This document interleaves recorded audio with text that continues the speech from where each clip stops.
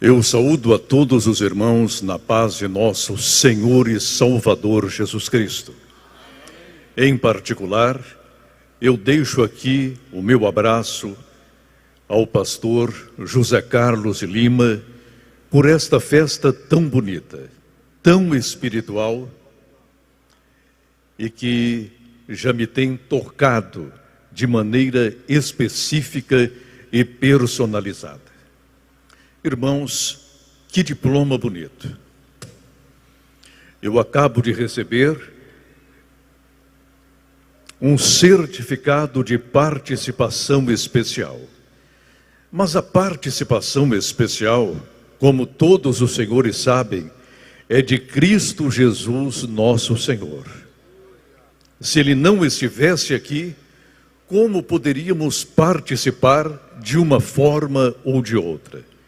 Mas que este diploma é bonito e histórico, o é. E eu o guardarei com todo carinho, pastores, irmãos do Santo Ministério, pastor José Carlos, eu o guardarei em meu coração. Parabéns, muito bonito. Eu quero chamar a vossa atenção, será apenas uma palavra introdutória, a Tito capítulo 2 e versículo 1. Tu, porém, fala o que convém à sã doutrina. Por que esta palavra? Em primeiro lugar, porque a Igreja de Cristo Jesus em nosso país está passando por momentos difíceis, de provações, de choros, de lágrimas e de muitas vicissitudes. Porque este versículo em particular, tu, porém, fala o que convém à sã doutrina. Porque provações ainda maiores, queridos obreiros, estão por vir sobre a Igreja de Cristo Jesus. E se não estivermos devidamente preparados, não poderemos fazer o reino de Deus avançar, quer em nosso país, quer no exterior. Mas a boa notícia é que o Senhor Jesus Cristo está aqui, entre nós, fortalecendo-nos, ungindo-nos com o seu Espírito Santo e levando-nos a falar o que convém à sã doutrina. Como podemos definir a sã doutrina? Prestemos atenção. A sã doutrina é o ensino genuíno do Antigo e do Novo Testamento, conforme nolo transmitiram os santos profetas e os apóstolos de nosso Senhor e Salvador Jesus Cristo. Então, neste momento, eu vos convido a pegar a vossa Bíblia. Peguemo-la. Aqui está a Bíblia. Aqui, o conteúdo da sã doutrina, do qual devemos falar com coragem, com ousadia e sem nada temer.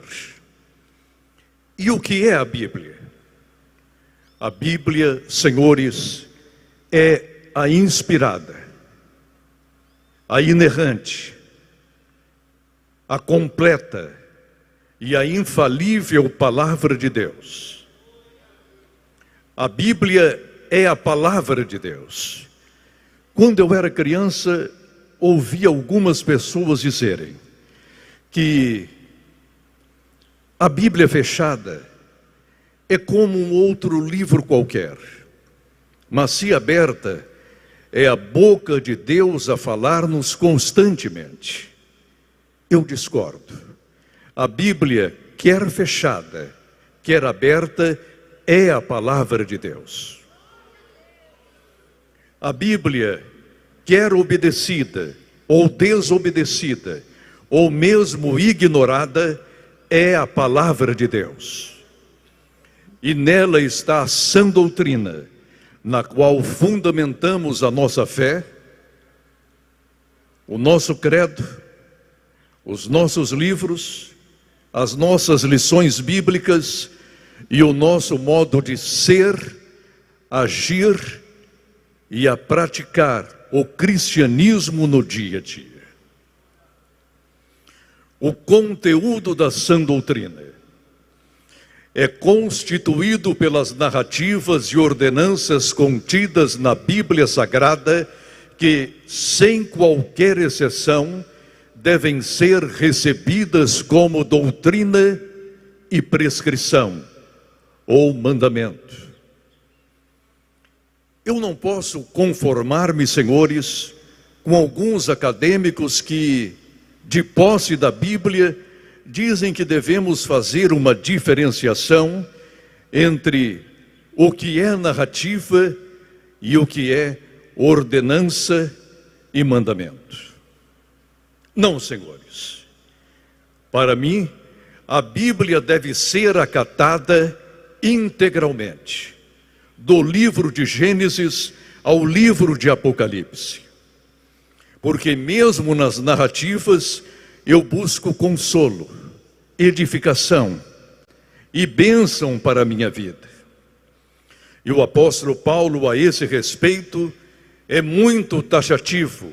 Diz ele, Romanos capítulo 15 e versículo 4: pois tudo quanto outrora foi escrito, para o nosso ensino foi escrito, a fim de que, pela paciência e pela consolação das Escrituras, tenhamos esperança.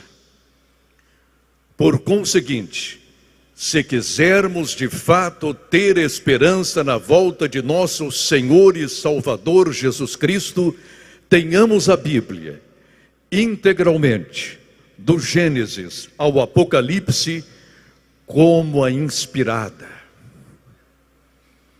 como a inerrante, como a infalível, como a completa palavra de Deus.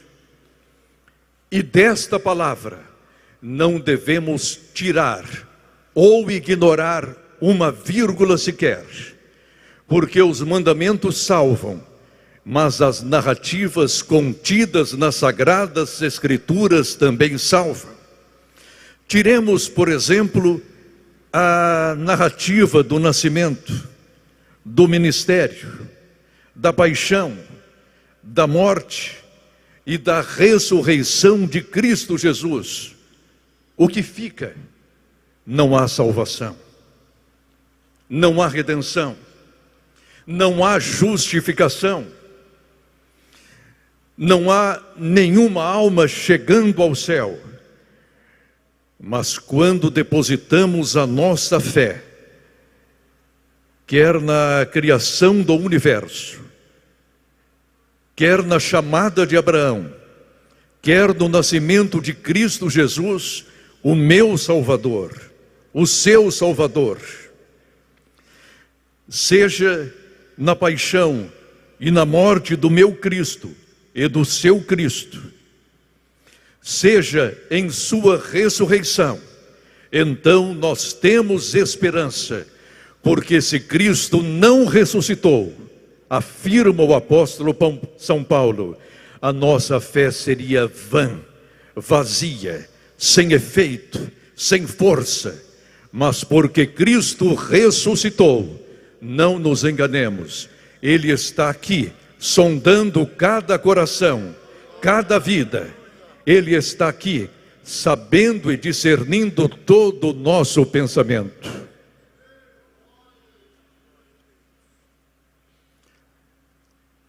O método de interpretação da sã doutrina.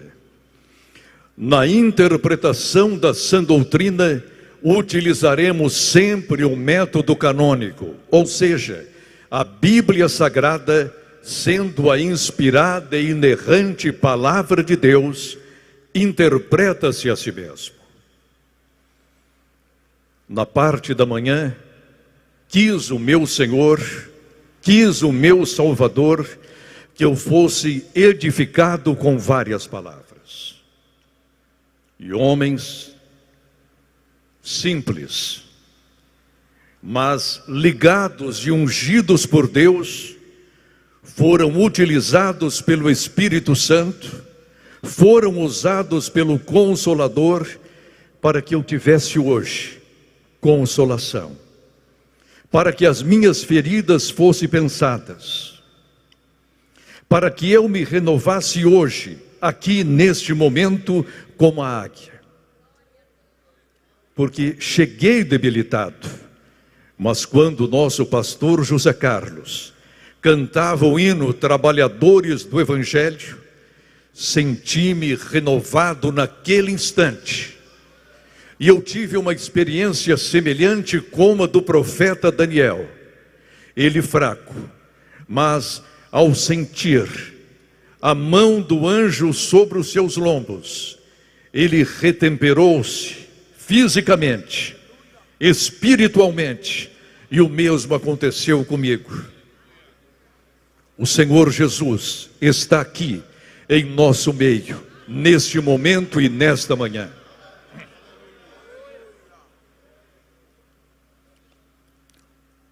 Por conseguinte, a Bíblia interpreta-se a si mesma.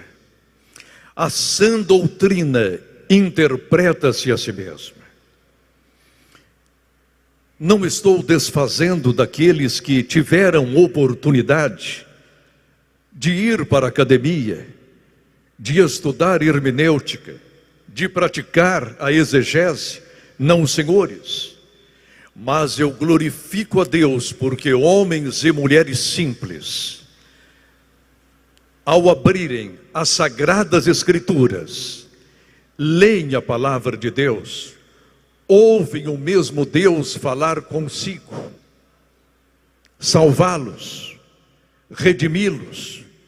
Esta é a palavra de Deus. Lendo-a do livro de Gênesis ao Apocalipse, sentimos que o Espírito Santo nos fala de maneira amorosa, eficaz e redentiva. A palavra de Deus é para interpretar-se a si mesma. Leiamo-la, coloquemo-la em nosso coração, pratiquemo-la em nosso dia a dia. E eu tenho certeza de uma coisa, queridos obreiros, servos do Senhor, o nosso viver diário será de vitória em vitória e de triunfo em triunfo. Qual o método de interpretação? Um exemplo aqui. A sã doutrina ou a palavra de Deus interpreta-se a si mesma. Em Atos capítulo 8, versículos 34 e 35, lemos: Então o eunuco disse a Filipe: Peço-te que me expliques a quem se refere o profeta. Fala de si mesmo ou de algum outro? Então Filipe explicou, e começando por esta passagem da Escritura, Isaías anunciou-lhe a Jesus. Filipe, um homem simples, e aplica aqui a verdadeira hermenêutica, ou seja, a ciência da interpretação. E ele vai mais além. A sua explicação daquela passagem de Isaías, capítulo 53, não é meramente retórica ou científica ou acadêmica, é salvadora, porque terminando ele de explaná-la ao eunuco, o eunuco indaga-lhe: Eis aqui água, o que me impede de ser batizado agora, neste momento? Esta é a verdadeira função da interpretação bíblica e de nosso labor teológico, porque se eu fizer teologia e não ganhar uma alma sequer ao Senhor Jesus Cristo, eu posso falar bem, eu posso falar bonito, mas serei apenas como aquele bronze que soa, que retine, tem som, mas inútil,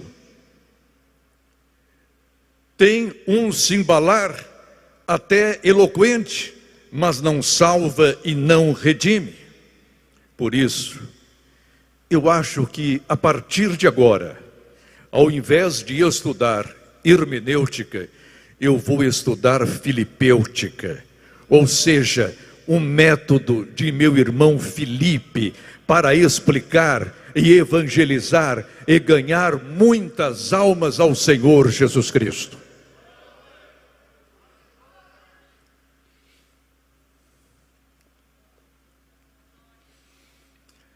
A coragem de se manter e falar o que convém à sã doutrina. Os senhores foram chamados para lançar a rede, lancemo-la. Foram convocados para consertar a rede, consertemo-las. Mas que instrumentos usaremos? A sã doutrina, a palavra de Deus, as narrativas e prescrições e mandamentos que encontramos na palavra de Deus, a Bíblia Sagrada. Mas neste particular, nós precisamos tomar muito cuidado com o nosso asseio espiritual. E agora lembro-me da recomendação de Paulo a Timóteo: tem cuidado de ti mesmo e da sã doutrina. Provações difíceis estão por aí. Lutas inimagináveis já batem à porta de nossas igrejas e de nossos lares também. Mas tais lutas, ou tais dificuldades, ou tais vicissitudes, não nos devem fazer recuar de nossa obrigação diante da sã doutrina, porque os senhores foram convocados para falar o que convém à sã doutrina.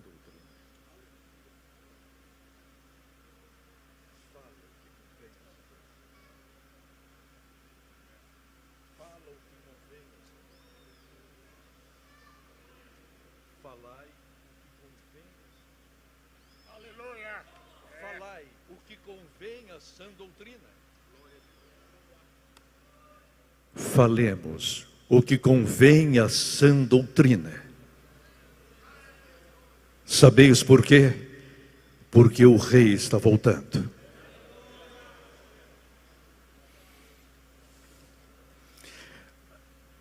A partícula adversativa que faz toda a diferença em nosso ministério. Tu, porém, observemos que Paulo estava descrevendo a sociedade cretense, uma sociedade de homens devassos, dissolutos, fornicários, adúlteros, ladrões, corruptores e corrompidos. E tais males encontravam-se inclusive na igreja de Deus. E após o apóstolo Paulo descrever todos esses males, ele faz uma pausa e diz: tu, porém,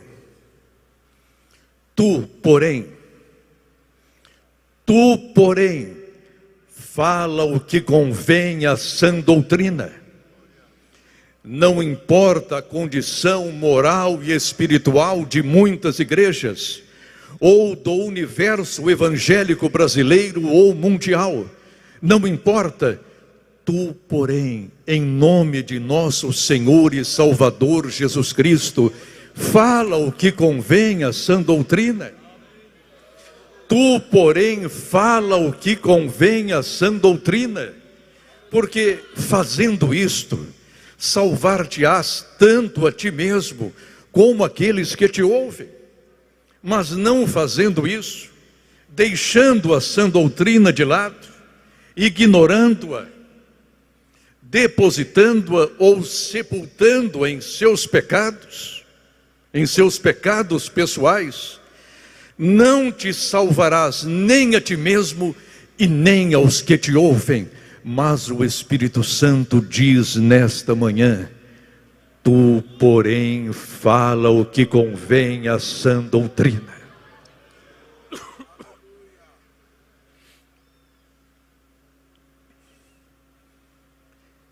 Falar apenas o que é conveniente à sã doutrina.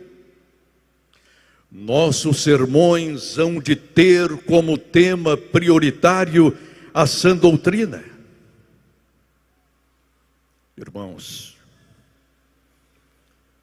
quanto tempo jogado fora em cima do púlpito, prega-se tudo, menos a sã doutrina.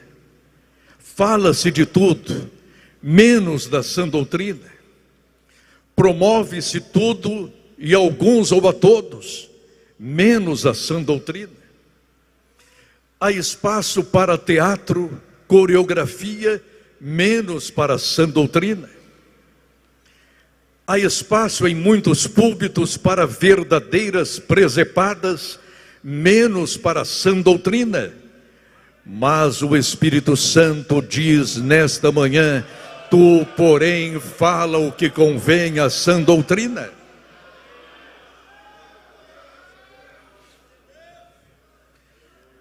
Você pode perguntar-me esta manhã: eu sei que eu devo falar o que convém à sã doutrina, mas e a coragem? E o vigor? E a força? Dou-lhes um conselho bíblico.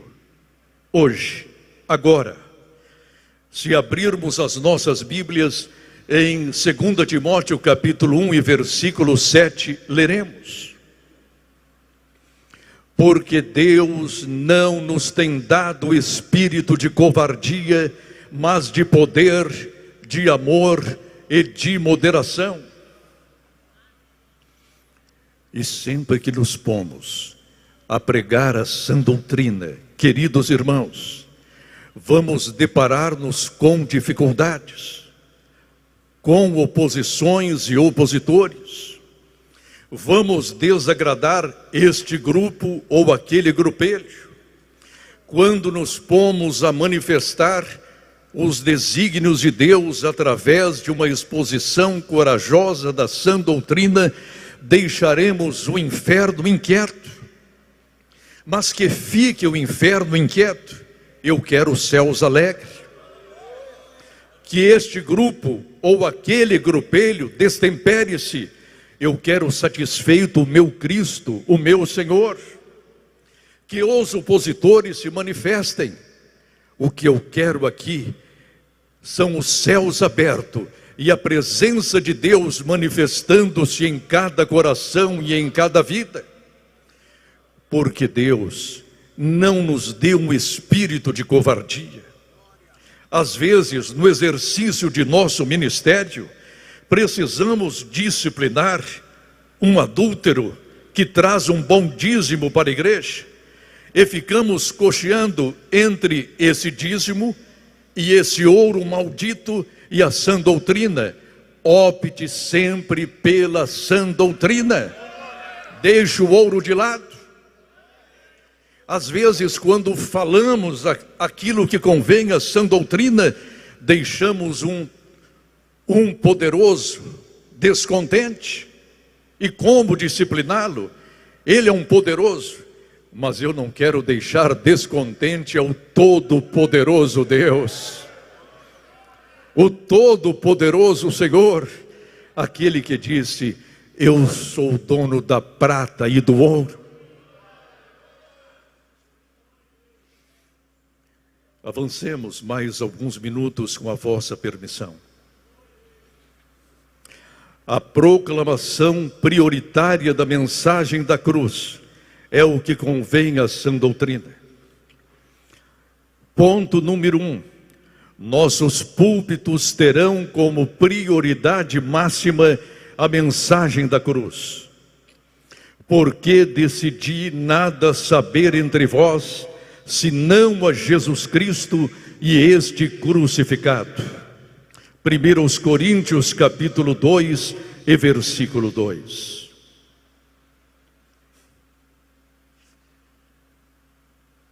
Prezados irmãos, o que salva é a mensagem da cruz.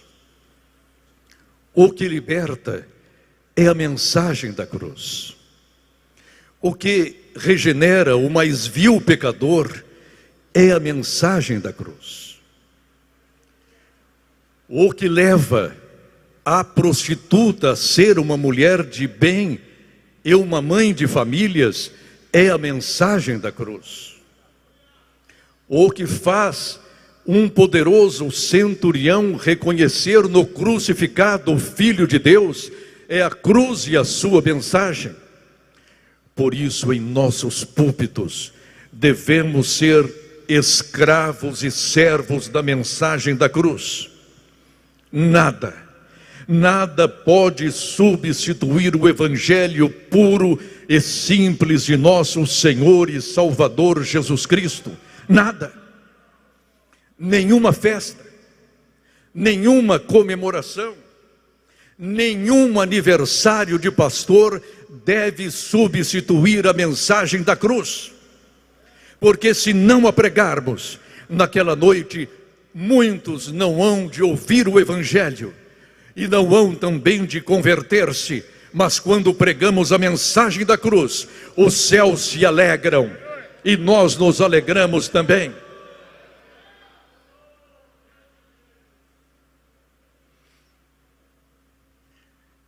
Ponto 2.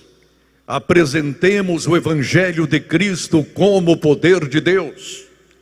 Pois não me envergonho do Evangelho, porque é o poder de Deus para a salvação de todo aquele que crê. Primeiro do judeu e também do grego. Romanos capítulo 1 e versículo 16. Quantas vezes, em um encontro social, nós pastores furtamo-nos a mensagem da cruz? Quantas vezes, em um encontro com o prefeito, ou com o governador, ou com o presidente da república, furtamo-nos a não falar-lhes acerca da mensagem da cruz? Eles precisam saber que são pecadores também, e que se não se arrependerem, perderão a sua alma e serão lançados no lago de fogo. Por conseguinte, diante das autoridades, não se envergonhem, não escondam o Cristo crucificado, não se furtem a sua responsabilidade, porque os senhores irão para o gabinete, quer do prefeito, quer do governador e quer do presidente da república, não para pedir favor algum, porque os senhores não precisam disto. Os senhores estarão lá para falar-lhes acerca da mensagem de Cristo, da mensagem da cruz, sem qualquer pejo, sem qualquer vergonha, mas com a autoridade de nosso Cristo Jesus, Senhor nosso. E se por acaso o prefeito, ou o governador, ou o próprio presidente da república se fizerem réprobos e reprováveis, condenai as obras infrutuosas da carne, para que eles se arrependam e para que venham a conhecer o Evangelho de Cristo Jesus.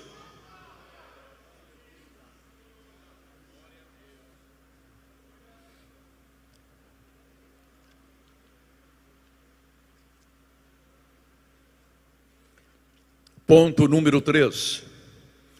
Mostremos a todos o Evangelho de Cristo como o poder e a sabedoria de Deus. 1 Coríntios capítulo 1 e versículo 24. Mas para os que foram chamados, tanto judeus como gregos, pregamos a Cristo, poder de Deus e sabedoria de Deus.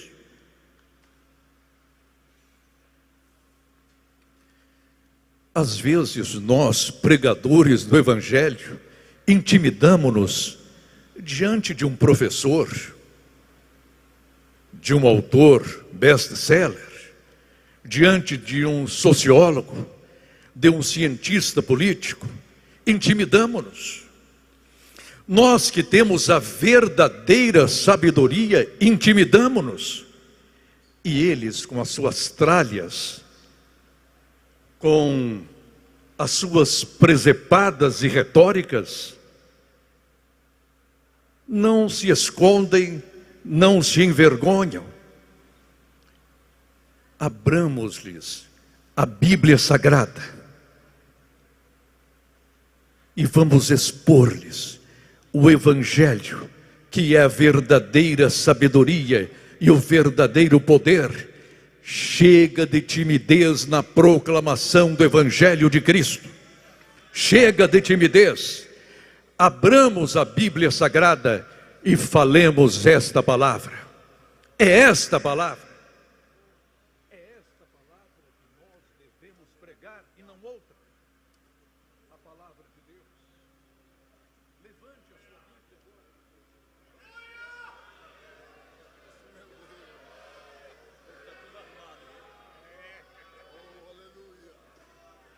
Glória a Deus.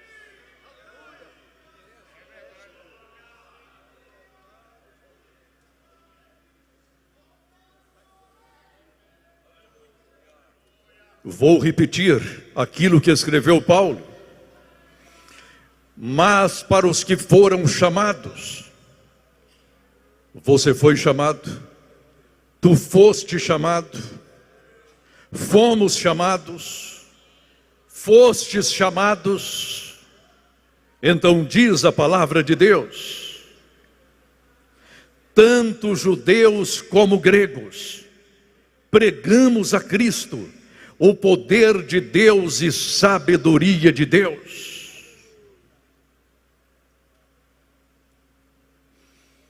Com licença de nosso presidente, eu posso pegar mais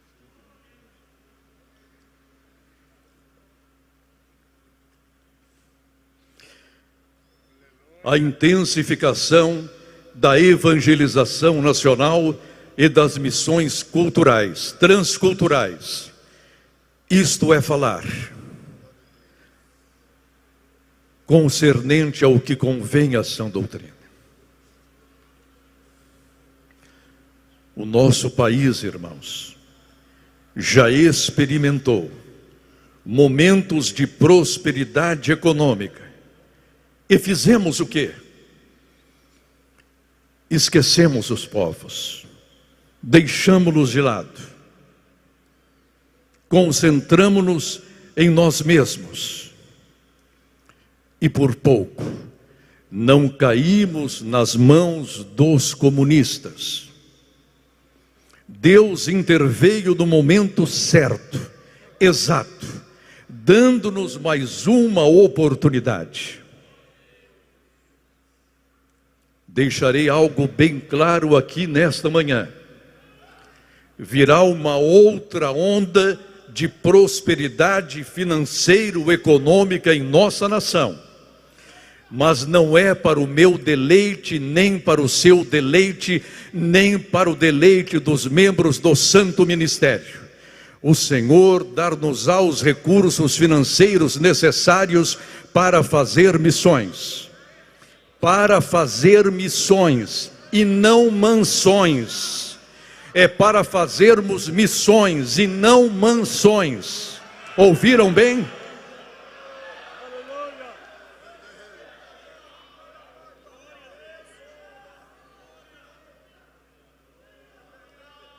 Se desta vez falharmos, se desta vez não fizermos missões e concentrarmos-nos em nós mesmos, o Senhor então retirar-nos-á a sua guarda e cairemos nas mãos de Satanás. Porque o que neste momento eu percebo é que não estamos levando a sério as intervenções de Deus em nossa pátria. Virá o dinheiro suficiente para você, querido pastor, mandar os jovens obreiros para a África, para o leste europeu, para o Oriente Médio, para a China, para a Coreia do Norte, para toda a América Latina, Então façamos missões e deixemos de lado as nossas mansões, porque o Senhor requer que neste momento utilizemos a sua palavra e os recursos que Ele nos dá para levarmos o Evangelho até os confins da terra.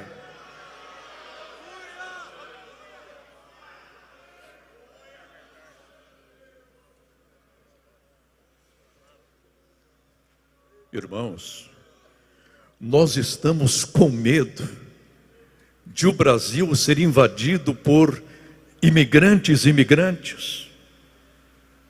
Medo do quê? Nós não estamos indo até eles, eles estão vindo até nós. Recebamo-los, pois, com o Evangelho de Cristo Jesus. Olhem os nossos irmãos venezuelanos, chegam a centenas e aos milhares em nossa pátria. Recebamo-los bem com a palavra de Deus, não os temamos. Eles querem, eles precisam, eles necessitam, eles clamam pelo Evangelho de Cristo Jesus. E nós aqui ficamos com medo dos muçulmanos, como se eles representassem um perigo muito grande. O perigo muito grande está aqui em meu coração. É um perigo que se chama medo, comodismo, covardia. É um perigo que mostra o mundo muçulmano como indevassável. Mas a minha Bíblia também diz aqui que as portas do inferno não prevalecerão contra a igreja de meu Senhor e Salvador Jesus Cristo. Façamos missões. Voltemos ao cenáculo a fim de evangelizarmos com poder. Mas recebereis poder ao descer sobre vós o Espírito Santo, e ser-me-eis testemunhas tanto em Jerusalém como em toda a Judéia e Samaria e até os confins da terra. Atos capítulo 1 e versículo 8. O que isso significa? Ensinemos as criancinhas o que é o batismo no Espírito Santo, como buscá-lo. Ensinemos à igreja a atualidade dos dons espirituais. Voltemos a ser verdadeiramente uma igreja pentecostal com o Espírito Santo, porque hoje há muito pentecostalismo sem o Consolador, sem o Espírito Santo.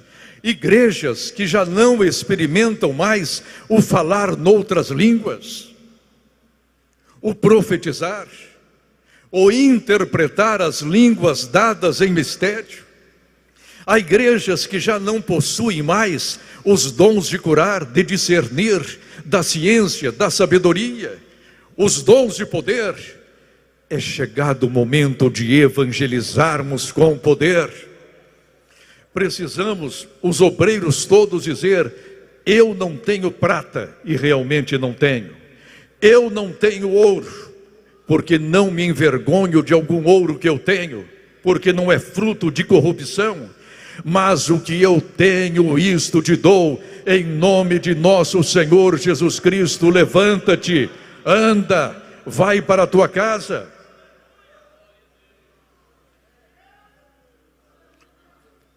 Encaremos com seriedade a grande comissão que nos confiou o Senhor Jesus Cristo.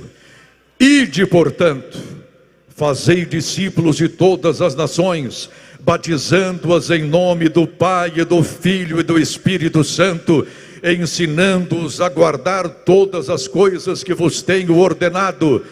E eis, aleluia, e eis, diz o Espírito Santo nesta manhã, e eis que estou convosco todos os dias até a consumação do século.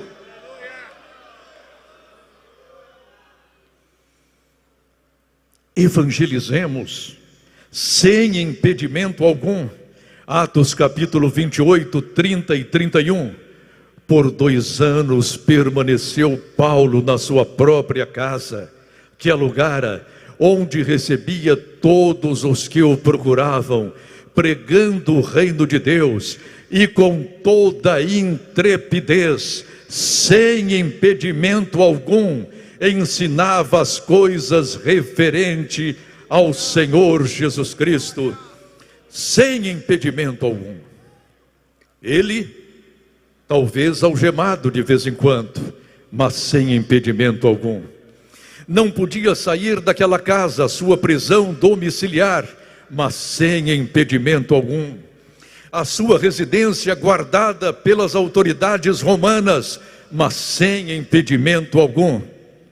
E você está preso? Você está algemado? Você encontra-se sob prisão domiciliar? Não. Então fale de nosso Senhor e Salvador Jesus Cristo, sem impedimento algum.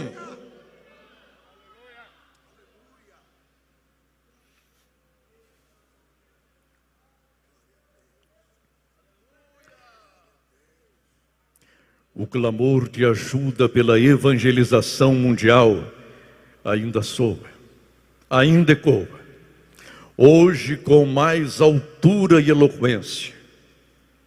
À noite, sobreveio a Paulo uma visão, na qual um varão macedônio estava em pé. Ele rogava dizendo: passa a Macedônia e ajuda-nos. Passa ao leste europeu e ajuda-nos. Passa a Rússia e ajuda-nos. Passa a Bielorrússia e ajuda-nos. Passa a Ucrânia e ajuda-nos. Passa o Oriente Médio e ajuda-nos. Passa a África e ajuda-nos. Irmãos, não há alternativa. Cada um dos senhores, permitam por um momentinho só voltar-me aos santos que estão aqui, aos anjos da igreja que estão aqui. Cada um dos irmãos recebeu uma visão de Deus. Recebeu ou não? Sim. O senhor recebeu?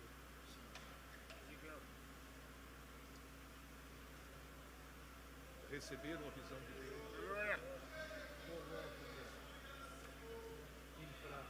Executem-na agora enquanto tem. Não teremos muitas oportunidades a partir de agora. Eu disse aos anjos que estão aqui, para colocarmos a visão de evangelização e missões agora, enquanto temos tempo, porque alguma porta vai se fechar. Alguma porta vai se fechar. É a porta da oportunidade. E se não fizermos agora, o que vai acontecer? Esta porta se fechará.